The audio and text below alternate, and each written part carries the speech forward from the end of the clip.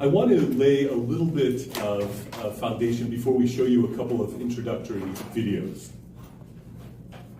In 2020, during the presidential election of Donald J. Trump and Joe Biden, most Americans thought that the election was not conducted fairly and properly. And recently, Kash Patel released a report in which he was indicating that there were plane loads of non-US citizens coming with fake IDs from places like Hong Kong and South Korea and Great Britain and coming to vote in an election that they had no business voting in. During the US 2020 election, many people here in this country, and I think around the world, thought something was amiss. And so we really welcome and think it is entirely appropriate for our director of the FBI, Kash Patel, to be inquiring into this. And we also agree with and applaud President Trump's executive order calling for looking into what happened in the US 2020 election.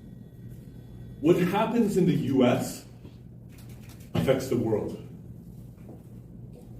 Because the US is the leader of the world, the lone superpower, and so what happens in the US impacts the world. But as the leader of the free world, the United States also must care about what is happening in the world, and even more so when there is a connection between the US government and what is happening. Such a link exists where you have AWeB in South Korea joined by 109 countries, where AWeB has been exporting the means of election fraud to various countries around the world.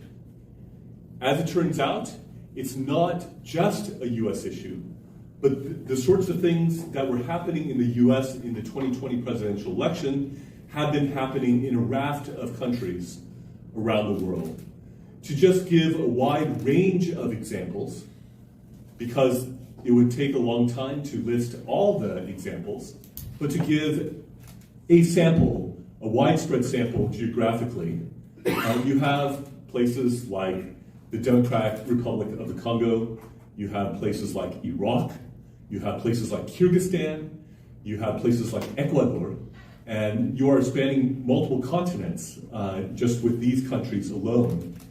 But who would have thought that USAID money, USAID money, being sent to AWeB would then be used to enable election fraud? AWeB should perhaps be renamed Making Dictators Are Us, because they are making it possible for those to seize power in an undemocratic, illegal way that should be stopped. Furthermore, there has been USAID support for the National Election Commission of South Korea. Now you might think with a nice proper name like the National Election Commission that this is just a place that does a good job of running elections and there's nothing much to see in regards to what they do. Sadly, we have found that nothing could be farther from the truth. It is commonly the case when people have nothing to hide, they do not hide. That when people are confident about what they've done, they're willing to let all the sunlight come in. And typically, election monitoring teams around the world, which the US welcomes, by the way, the US welcomes election monitoring teams, Taiwan welcomes election monitoring teams, that when there is nothing to hide and there is a willingness to let the sunlight in, which has been called the best disinfectant, then you have a situation where you can see free, fair, transparent elections. However, not so with the National Election Commission. And with respect to this National Election Commission, and you will get some sense of this through the videos that will be shown. You will see fraudulent operations that take place, if I may break it down, try to break it down very simply. You have electronic fraud that happens algorithmically, and then you have an attempt to make the paper ballots catch up to the manipulated electronic voting. If I were to break it down and summarize it very simply and in a very straightforward way, that is in essence how it happens. And time-wise, it mainly happens during the early voting period, where they have a different set of rules for early voting. You don't have to even vote in your district. You don't even need proper ID. The ID and fingerprints that are done are not taken seriously and discarded. There is not the ability to check and examine things. They do not disclose what is happening. And in this last election, there were many instances of voter fraud that were captured photographically, by video, by election monitors who were counting the vote count and finding significant disparities that were there. This is the sort of thing that was happening in this last election. And two videos that we'd like to show you to set the stage a bit more. One was shown in Times Square in New York recently. It's just a 2-minute video. And then another that is about 10 minutes shows you some of what I'm alluding to here.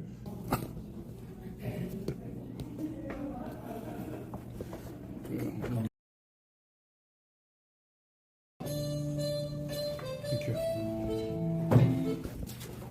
So to provide some further context with respect to what you just saw, when voters vote in Korea, they're given a single ballot that's not stuck to any others, a single ballot that they are required by law to fold. And then when it goes into the ballot place, they're falling on top of each other, and they don't get flatter the longer they're there. They pile up in there, and they are not turning into pristine flat ballots. So then, what are these flat ballots that are pristinely stacked on top of each other? They are manufactured, pre-printed ballots that are fraudulent. The ones that are stuck together also indicate that that was not a proper ballot, because these are supposed to be individual ballots that are used. Now, the NEC, I think, were so embarrassed by this that they took it down, but at one point they were trying to defend the pristine flat ballots by saying this is special paper that magically, after it's folded, springs back into place, is what they said. Well, this became so manifestly absurd that they took it down from their own site as an explanation, because have you ever seen such paper? Have you ever heard of such paper? Has anyone ever invented such paper? If so, we would expect that that person should have a patent and a good deal of money from the patent, but no such patent exists, and this is not magical paper that springs back into place and is suddenly flat and pristine. But, really the paper ballots are really trying to mask the electronic cheating that's happening. That's really the heart of it. If they were not, if they were confident about what they were doing, they would open up their server and allow anyone to freely see. So many people now in Korea don't trust the election commission nor the results of the election. We believe that Kim Moon-soo won the presidential election and that Lee Jae-myung lost the presidential election, but it was fraudulently stolen.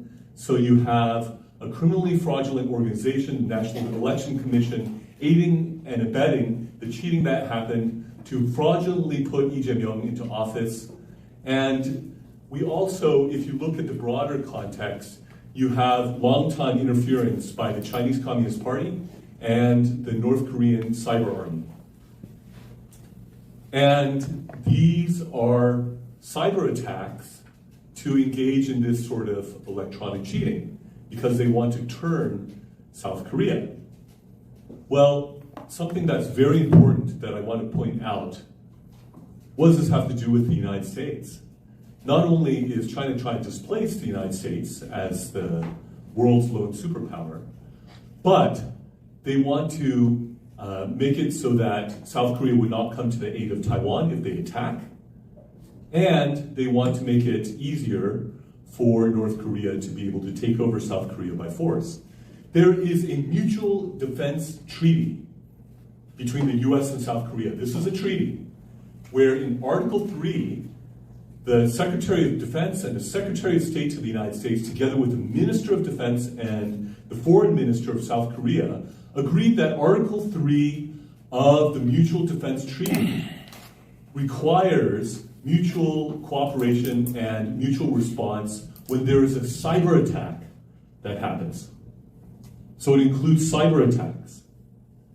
That is significant because by law then, the United States must work with South Korea to come to its aid with respect to the cyber attacks that have happened in South Korea. This is very important because according to the US Constitution, the Supremacy Clause of the Constitution makes the supreme law of the land the US Constitution, US statutes, federal statutes, and treaties. This is a treaty. Therefore, the US is legally bound to come to South Korea's aid and work together to turn back these cyber attacks. This is a critical point that the US has this treaty obligation. And with that, I want to pass it on to my colleagues. First, Colonel John Mills, who was the Director of Cyber Policy in the US Pentagon.